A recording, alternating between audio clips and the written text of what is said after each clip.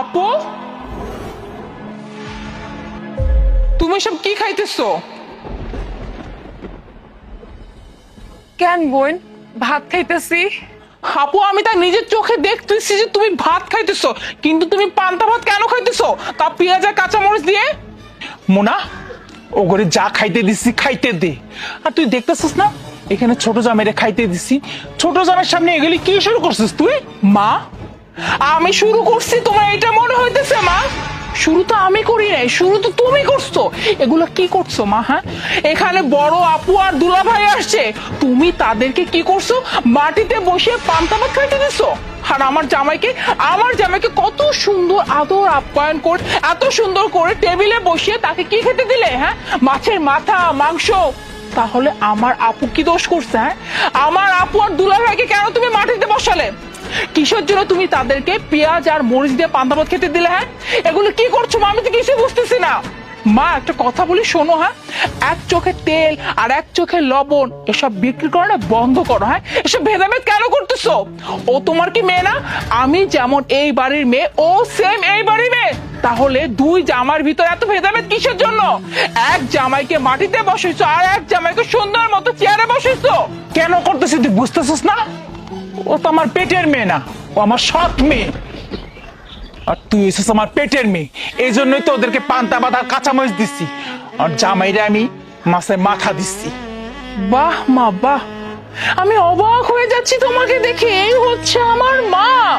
আমার মার বিচার এত সুন্দর, এটা তো পুরা এলাকায় না তালি দিয়ে আমাকে শোনাতে ইচ্ছা করতেছে। দেখো আমার মার বিবেক, দেখো বিচার, দেখো কত সুন্দর দুই মেয়েকে আলাদা আলাদা চোখে দেখতেছে। এক মেয়েকে দেখতেছে নিচু চোখে, আর এক মেয়েকে দেখতেছে উপরের চোখে। আমাকে যদি এতটা আদর করতে পারো, তাহলে এই মেয়ে কি দোষ করেছে? ও তো এইবারই বড় মেয়ে, তাই না? আমি যদি আদর পাই তাহলে তার থেকে বেশি আদর পাওয়া দরকার আমার আপুর, কারণ আপু এই পরিবারের বড় মেয়ে। তাহলে এত ভেদাভেদ কিসের জন্য? হ্যাঁ, আমার জামাইকে কত সুন্দর আদর যত্ন করে চেয়ার টেবিলে বসিয়ে আদর করে মুখে তুলে খাওয়াচ্ছ, আর আমার আপুকে কি করছো? হ্যাঁ, মাটিতে একটা পার্টি পর্যন্ত দাও না, একটা পার্টি তো দিতে পারতা, তাই না? হ্যাঁ, মাটিতে বসিয়ে কত সুন্দর পান্তা ভাত আর পেঁয়াজ দিছো, আবার বলতেছো যে তোর বোন কি তোর সাথে যায়? কিসের জন্য মা? আমরা দুই বোন কি রক্তের না? হ্যাঁ, তুমি মানতে পারো, হ্যাঁ তুমি মানতে পারো যে আমার আপু তোমার সৎ মেয়ে, কিন্তু আমি সেটা মানি না। কারণ কি জানো? কারণ আমার আপুর শরীরে যে রক্ত বইছে, আমার শরীরে সেম রক্তই বইছে, কারণ আমাদের দুজনের বাবা না একজনই। তুমি আজীবন আমার আপুকে সৎ মেয়ে ভেবেছো, কিন্তু আমি কোনোদিন আমার আপুকে সৎ বোন না ভাবি না। কেন ভাবি না জানো? কারণ আমার আপু আমাকে অনেক ভালোবাসে, অনেক যত্ন করতো। তুমি তো নিজের চোখে দেখতেই পারতে না, সহ্যই করতে পারতে না, কিন্তু আমার আপু লুকিয়ে লুকিয়ে আমার কাছে আসতো, ভয়ে ভয়ে আসতো। কেন জানো? কারণ যদি তুমি দেখে পেলো, তখন তো আমার আপুকে যা ইচ্ছা তাই না বলবে। কিন্তু আমার আপু কিন্তু তার দায়িত্ব থেকে নড়ে নাই, এক চুল পরিমাণ নড়ে নাই। সে সব সময় লুকিয়ে লুকিয়ে এসে আমাকে আদর করতো, যত্ন করতো, আমাকে হাতে তুলে খাওয়াতো। আর তুমি কিনা আমার সেই আপুকে এভাবে অপমান করতেছে? মা, তুমি আমাকে সব সময় বড় চোখে দেখো আর আমার আপুকে ছোট চোখে। তার কারণ কি? তার কারণ হচ্ছে আমার জামাই তো অনেক বড় লোক, অনেক টাকা পয়সার মালিক। আর আমার আপুর জামাই, তার তো টাকা পয়সা নাই, সে তো গ্রামে গঞ্জে থাকে, খেতে খামারে কাজ করে, এই জন্য তার কোনো মূল্যায়ন নেই, তাই না? মা, একটা কথা বলো তো, হ্যাঁ তুমি এইরকম কিসের জন্য? তোমার বিচার এমন কেন? তোমার বিচার এত নিচু কিসের জন্য? এত ভেদাভেদ কেন আমার দুই বোনের মধ্যে? থাক বোন, তুই আর মায়ের কিছু কইস না। আমার ভাগ্যটা যদি এতই ভালো হইতো, তাইলে জন্মের পর পর আমার মা মইরা যাইতো না। কিন্তু দেখ, এই মাই আমার এই বাড়িতে আশ্রয় দিছে, দুই বেলা ডাল ভাত খাইতে দিছে, মানুষ করছে, বড় কইরা এই কামলার লগে আমারে বিয়া দিছে। বোন, বিশ্বাস কর, আমি এই কামলাটার লগে অনেক ভালো আছি, আমারে কষ্ট দেয় না, আমি দুইটা কম ভাত খাই, ভালো আছি বোন।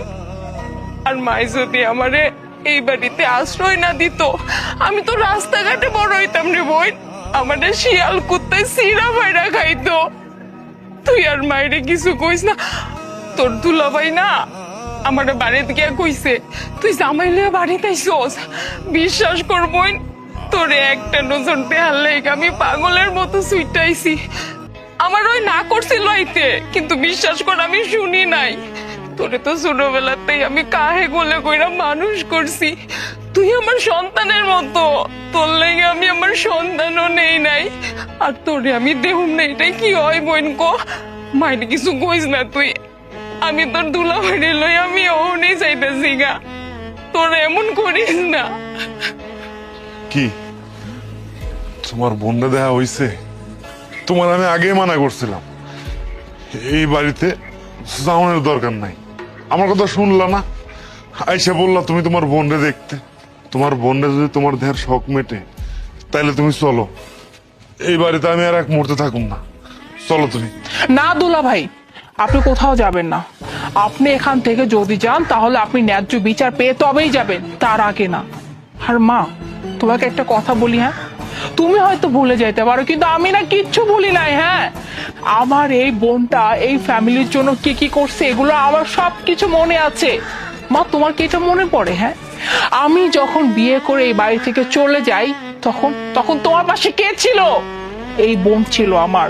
তুমি যখন অসুস্থ হয়ে পড়ছিল, তোমার আশেপাশে যখন কেউ ছিল না, তখন কে ছিল তোমার পাশে? এই আমার বড় বোন ছিল। সারা দিন রাত তোমার পাশে বসেছিল, তোমার সেবা যত্ন করতো। আর এই যে দুলাভাই, দুলাভাই তার সকল কাজ কর্ম ছেড়ে এই বাড়িতে এসে বসেছিল শুধুমাত্র তোমার জন্য।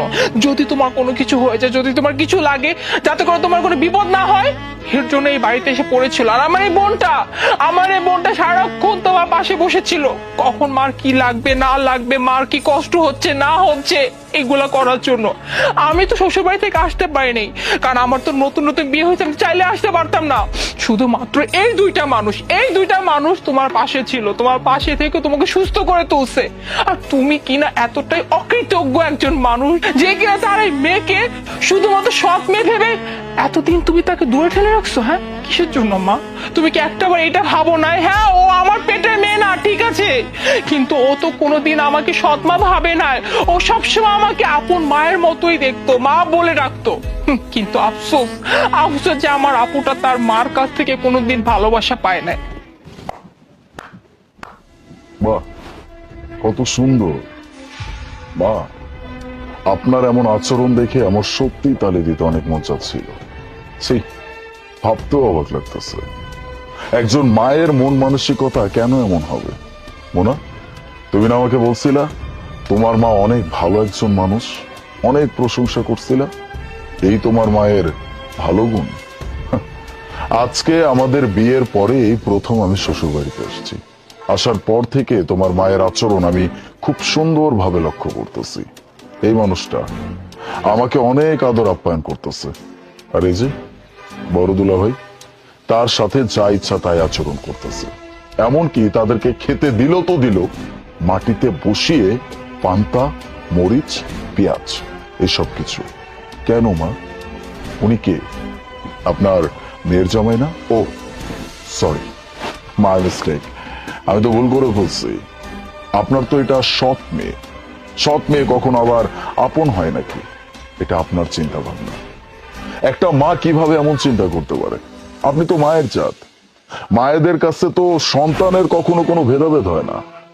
আপনার আপন সন্তান নাকি আপনার সৎ সন্তান, এটা তো অনেক দূরের কথা।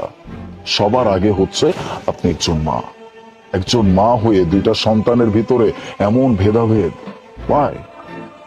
আজকে আমি বড় লোক, আমার কোটি কোটি টাকা আছে, আপনার মেয়েকে আমি অনেক সুখে রাখছি, দ্যাটস ওয়াই আপনি আমাকে অনেক সুন্দরভাবে আপ্যায়ন করতেছেন। আমার কখন কি লাগবে, কোথায় কি লাগবে, আমি কি খাবো, এই সব কিছু নিয়ে আপনি একদম অস্থির হয়ে গেছেন। কিন্তু আরেকদিকে এই যে আপনার বড় জামাই, তাকে আপনি খেতে দিচ্ছেন তো দিচ্ছেন পান্তা ভাত সাথে পেঁয়াজ আর মরিচ। ছি, এরকম ভেদাভেদ কেন? আপনার এই বড় মেয়ে আপনার জন্য কি না করছে আমি সবকিছু জানি। আপনাদের এই পরিবার সম্পর্কে আমি অনেক কিছু জানি। আমি যেই বাড়িতে বিয়ে করছি, আমার বউ যেই বাড়িতে বড় হয়েছে, সেই বাড়ির সম্পর্কে এতটুকু নলেজ কিন্তু আমার আছে। এই যে এই মানুষটা আপনার বড় মেয়ে, তাকে আপনি সৎ মেয়ে বলতে বলতে বলতে বলতে আজকে সেই মেয়েটা এই অবস্থানে এসে দাঁড়াইছে। কই, আপনি যাকে সৎ মেয়ে বলেন সেই মানুষটা আপনাকে তো কখনো সৎ মা বলে না। আপনাকে তো যথেষ্ট ভালোবাসে, অনেক সম্মান করে। ওই যে আপনার মেয়ে তো মাত্র বলল, আপনি যখন অসুস্থ ছিলেন তখন আপনার এই মেয়েটা আপনাকে সেবা যত্ন করে সুস্থ করে তুলছে, সাথে আপনার এই বড় জামাইও। এই মানুষগুলোর প্রতি আপনি এতটুকু কৃতজ্ঞতা বোধ পর্যন্ত রাখতে পারতেছেন না? আরে তাদেরকে স্বীকার না করলেন, এতটুকু তো স্বীকার করবেন যে তারা আপনার জন্য কি করছে না করছে। আমি কাকে কি বলতেছি? যেই মানুষটার মন মানসিকতা এমন যে এক চোখে তেল আরেক চোখে নুন বিক্রি করবে, সেই মানুষটাকে বুঝিয়ে কোনো লাভ নাই। আমি অনেকক্ষণ যাবৎ আপনার এসব আচরণ দেখছি, সহ্য করতেছিলাম যে কখন একটা মানুষ কথা বলে। কারণ এই বাড়িতে আমি আপনার জামাই, আপনার জামাই হয়ে আমি যদি এখনই এরকম কথা বলে ফেলি, আপনার কাছে হয়তো খারাপ লাগতে পারে, কিন্তু যখন দেখলাম আপনার মেয়ে ব্যাপারটা নিয়ে প্রোটেক্ট করতেছে, আমি আর চুপ করে থাকতে পারলাম না। ছি, আপনাকে নিজের শাশুড়ি বলে পরিচয় দিতে এখন আমার লজ্জা লাগতেছে। যাই হোক, আপনার সাথে আসলে কথা বলে কোনো লাভ নেই।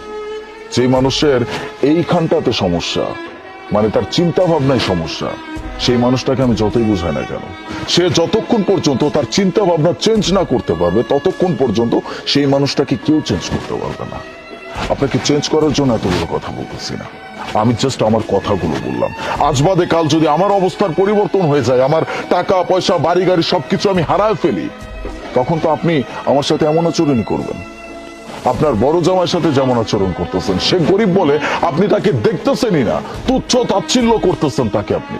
না, আমি এরকম মানুষের সাথে একই বাসায় বসে তার সাথে একটা সুসম্পর্ক রেখে খাওয়া দাওয়া পর্যন্ত করতে পারবো না। এই যে খাবারটা আমাকে দিচ্ছেন না, এটা আমার গলা দিয়ে নামবে না।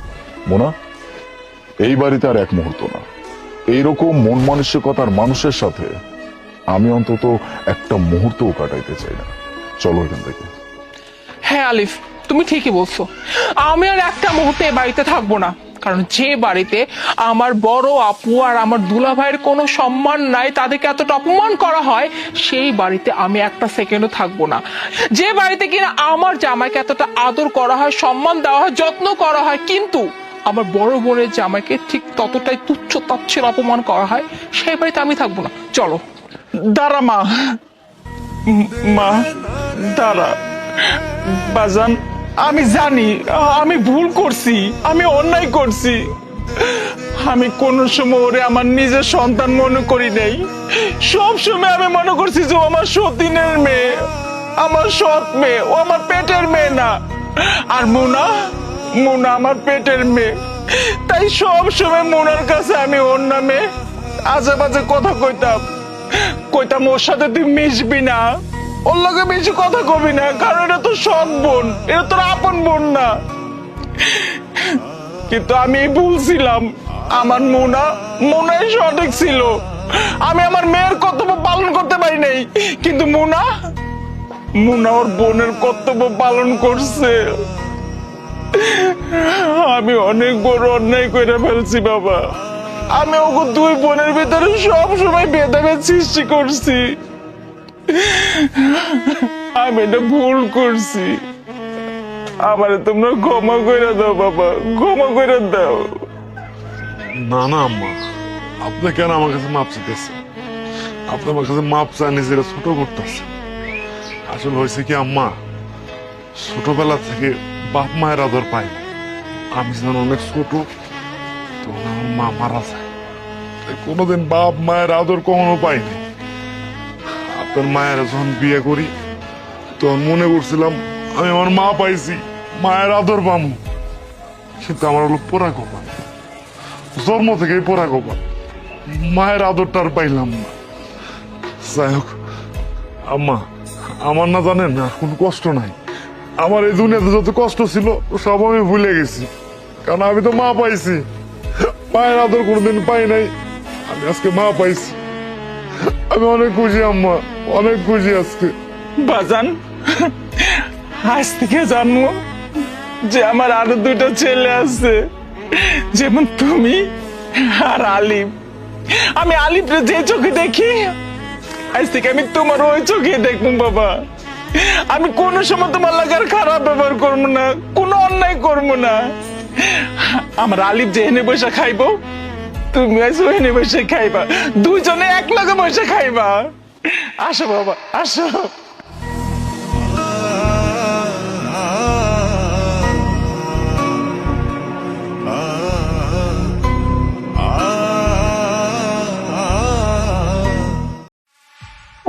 এটা কি সরকারি গাড়ি নাকি? আরে মৌ তুই? হ্যাঁ আমি। ওনাকে তুমি চিনো নাকি? হ্যাঁ চিনি, খুব ভালো করেই চিনি। ও আর আমি কলেজে একসাথে পড়তাম। তো তুই এখানে কি করছিস? আমি আমি তোমার হাজবেন্ডের জন্য এখানে অপেক্ষা করছি।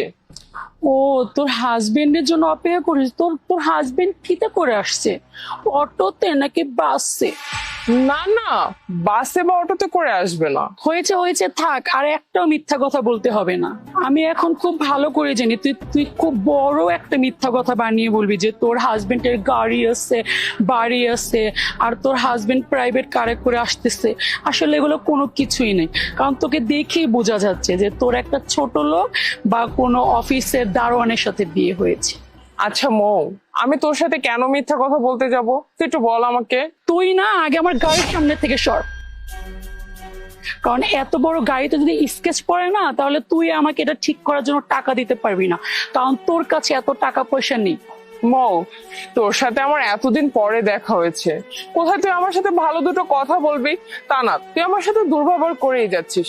বাই দ্য ওয়ে, তুই নতুন গাড়ি কিনেছিস, সেজন্য কনগ্রাচুলেশন। থ্যাঙ্কস, বাট আমি জানি তোদের না এরকম গাড়ি কেনার সামর্থ্য নেই। আর by the way, meet my will be husband Sabuj Khan.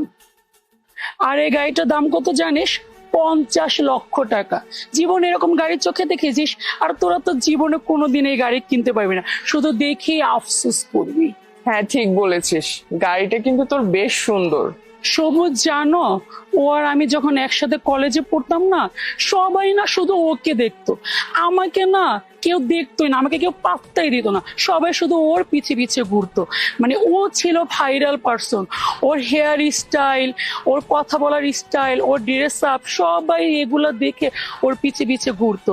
আর এখন দেখো ওর কি অবস্থা হয়েছে, রাস্তায় কিভাবে একটা সস্তা শাড়ি পরে দাঁড়িয়ে আছে। শোন, যারা যারা তোর পিছনে ঘুরতো না একসময়, তুই যাদের ক্রাশ ছিলি, তারা এখন তোকে দেখলে উল্টা দিকে ঘুরে দৌড়াবে, বুঝছিস? কারণ তোর আর আগের মতো সৌন্দর্যটা নেই। আর তুই না বলতে যে তোকে যে বিয়ে করবে সে নাকি থাকবে লাখে একজন। এখন কি তোকে কেউ দেখে বলবে যে তুই লাখে একজনকে বিয়ে করেছিস? তুই এমন একটা লোককে বিয়ে করেছিস যে তোকে এই রোদের ভিতরে, রাস্তার ভিতরে দাঁড়া করে রাখছে। তোর অবস্থা দেখ আর আমার অবস্থা দেখ, এতে বোঝা যাচ্ছে যে তুই একটা ফকিন্নি হয়ে গেছিস। আর শোন, তোকে তোর হাজবেন্ড কতটা যে ভালোবাসে তা আমার এখন তোর এই অবস্থা দেখে বোঝা হয়ে গেছে। আরে ভালোবাসা নিয়ে কেন কথা বলতে যাব বল? ভালোবাসা নিয়ে কারা কথা বলে জানিস? যাদের জীবনে ভালোবাসার খুব অভাব। কিন্তু আমার জীবনে তো ভালোবাসার কোনো অভাব নেই। আমি যাকে আমার জীবনে জীবন সঙ্গী হিসেবে পেয়েছি না, তাতে আলহামদুলিল্লাহ। সে আমাকে প্রচুর ভালোবাসে, আমার খুব যত্ন করে, কেয়ার করে, সবসময় আমার দিকে তার নজর থাকে। তাই এক্সট্রা ভাবে ভালোবাসা নিয়ে কাউকে বলার আমার কোনো কিছু নেই। আর তাছাড়া যারা আমাকে দেখে তারা বুঝেই যায় আমি কতটা ভালো আছি, আমার হাজবেন্ড আমাকে কতটা ভালোবাসে, আর আমি কতটা সুখী। হয়েছে হয়েছে, তোর আর এত বড় বড় লেকচার দেওয়া লাগবে না। এখন হয়তো তুই বলবি তোর হাজবেন্ডের আমাদের মতন গাড়ি আছে, বাড়ি আছে, ব্যাংক ব্যালেন্স আছে, আসলে তো কোনো কিছু নাই। এত বড় বড় লেকচার তুই আমার সাথে আর দিস না, ঠিক আছে? আর শোন, তোর এই অবস্থা দেখে না আমার খুব শান্তি লাগতেছে, কারণ আমি তোকে কলেজ লাইফ থেকে খুব জেলাস ফিল করতাম। এখন তোকে দেখে আমার খুব ভালো লাগতেছে, বিশ্বাস কর। কি বলছো? এটা তোমার বান্ধবী? ও মাই গড, এরকম খ্যাত একটা বান্ধবী তোমার হতে পারে? আর তুমি কোথায়, আর তোমার বান্ধবী কোথায়? কি বললি মৌ তুই? তুই কলেজে থাকাকালীন অবস্থা আমাকে জেলাস করতি, আমাকে হিংসা করতে, আমাকে দেখতে পারতি না? ও মাই গড! অথচ আমি তোকে আমার জীবনের সেরা বন্ধুটি ভাবতাম, ভাবতাম তুই আমার বেস্ট ফ্রেন্ড, তোর উপরে আমার লাইফে আর কেউ নেই। অথচ তুই তলে তলে আমাকে হিংসা করতি, আমি কখনো জানতেই পারিনি। হায় আল্লাহ! আর আর আমি তোকে নিয়ে কত বড় বড় কথা বলতাম। যাক, অন্তত এটা ভালো হলো তোর সাথে আজকে আমার দেখা হয়ে আমি ক্লিয়ার হলাম যে তুই আসলে আমার বেস্ট ফ্রেন্ড না, আর আমি তোকে বেস্ট ফ্রেন্ডই ভেবে যেতাম। আর কি বললি, কলেজে থাকাকালীন অবস্থায় যে সমস্ত ছেলে আমার উপর ক্রাশ খেয়েছিল, আমার পিছন পিছন ঘুরেছিল, তারা এখন আমাকে দেখে উল্টা পথে দৌড়াবে, আমাকে দেখে ইগনোর করবে, আমাকে আর পছন্দ করবে না? কেন? আমার কি এমন হয়েছে? আমি তো ঠিক আগের মতোই আছি। আমি একটা শাড়ি পরেছি দেখে আমার লোক খুব খারাপ হয়ে গেছে, তাই না?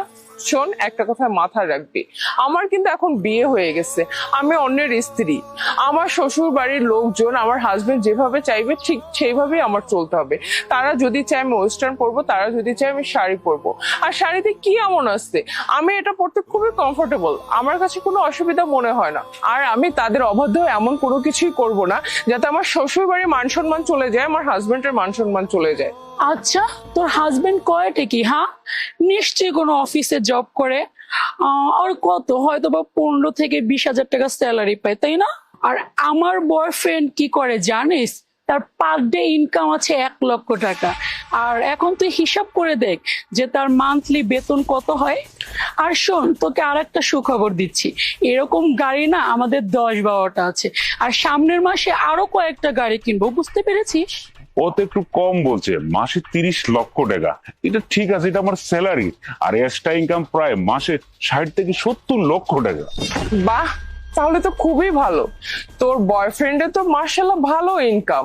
তাহলে একটা কাজ কর, তোরা বিয়ে করে ফেল, কারণ তোরা একে অপরকে খুব ভালোবাসিস, তাই বিয়ে করে নেওয়াটাই উচিত। তাতে তোরা খুব ভালো থাকবি। কলেজ লাইফে আমি একটা কথা বলতাম না, যে আমি কোনো প্রেমের মধ্যে নাই, ডিরেক্ট বিয়ে করব।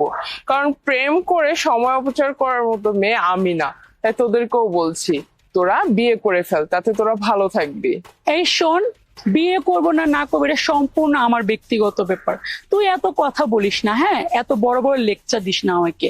আর শোন, তুই বিয়ে করে তোর কি অবস্থা হয়েছে, সবাই না তোর উপরে ক্রাশ ছিল, তুই হ্যান হবি ত্যান হবি, এখন দেখ তোর কি ফকিন্নি মার্কা অবস্থা। শোন, যারা একসময় তোর পিছে ঘুরতো না, তারা এখন তোর এই গেটআপ দেখে উল্টা পিছে দৌড় দিবে, বুঝছস? আর শোন, তোকে একটা কথা বলি, কলেজ লাইফ থেকে না তোর প্রতি আমার খুব হিংসা হতো, কারণ সব ছেলেরা শুধু তোর পিছে পিছে ঘুরতো, আমাকে কেউ পাত্তাই দিত না, কারণ আমি তোর মতন সুন্দর ছিলাম না। কিন্তু এখন দেখ, তুই এত সুন্দরী হয়ে কি হয়েছে, আজকে তোর অবস্থা দেখেছিস? তোর দিকে না আমার মনে হচ্ছে রাস্তায় একটা কুত্তাও তাকাবে না। অবশ্য কি জানিস, কিছুক্ষণ আগেও না তোকে দেখে আমার খারাপ লাগছিল, কিন্তু এখন মনে হচ্ছে তুই যদি কলেজে থাকাকালীন অবস্থায় আমাকে হিংসা না করে পড়াশোনায় মন দিতি, তাহলে ওয়েল এস্টাবলিশড হতি, আর নিজের টাকায় নিজে চলতে পারতি, অন্তত পক্ষে অন্যের টাকায় নির্ভর হয়ে নিজের জীবন কাটাতে হতো না। তুই তো নিজের বলতে কোনো কিছুই রাখিসনি, নিজের বলতে কোনো কিছুই নাই, যা কিছু দেখাচ্ছিস সবকিছু তোর বয়ফ্রেন্ডের, তোর নিজের কি আছে? তুই তো নিজেই অন্যের টাকায় চলিস। আর তুই আমার হাজবেন্ডকে নিয়ে কথা বলছিস, তুই আমার হাজবেন্ড সম্পর্কে জানিস? আমার হাজবেন্ডের কথা না হলে বাদই দিলাম, তুই আমার ড্রেস আপ নিয়ে কথা বলছিস। কি এমন খারাপ ড্রেস আমি পরেছি? আমি তো শাড়ি পরেছি। শাড়ি কি এমন খারাপ জিনিস? শাড়ি হচ্ছে বাংলার ঐতিহ্য, সাংস্কৃতিক। আর তুই কিনা বাংলার সংস্কৃতি আর ঐতিহ্য নিয়ে কথা বলেছিস? তুই কি পরে আছিস? তুই তো ওয়েস্টার্ন ড্রেস পরে আছিস। কি ভাবছিস ওয়েস্টার্ন ড্রেস পরলে তোকে সুন্দর লাগবে? সুন্দর কখন লাগে জানিস? যখন একটা মানুষের মন সুন্দর, তখনই একটা মানুষকে সুন্দর লাগে, বুঝতে পেরেছিস? আর একটা কথা বলি, এরকম শাড়ি পরলেই না মানুষ সস্তা হয়ে যায় না, আর এরকম সুন্দর ড্রেস পরলেই মানুষ সুন্দর হয়ে যায় না, যদি মনটাকে ঠিকঠাক ভাবে সুন্দর না রাখতে পারে। আর শোন, একটা মানুষ যদি শাড়ি পরে তখন তাকে সুন্দর লাগে যদি মনটা তার ভালো থাকে, বুঝতে পেরেছিস? উফ, চুপ কর, আর না তো বড় বড় লেকচার দিস না। তোদের টাকা পয়সা নাই দেখে এরকম সস্তা একটা শাড়ি পরে দাঁড়িয়ে আছিস, আর ভালোবাসা দেশের ঐতিহ্য নামে চালিয়ে দিচ্ছিস। আর শোন, আমি না সবকিছু বুঝি, তোর যদি এত টাকা পয়সা থাকতো না, তাহলে তোর চলাফেরা অন্যরকম থাকতো, আমাদের মতো থাকতো, বুঝতে পেরেছিস? এই, তোকে না আমি বললাম আমি শাড়ি পরি নিজের পছন্দ অনুযায়ী, বুঝতে পেরেছিস?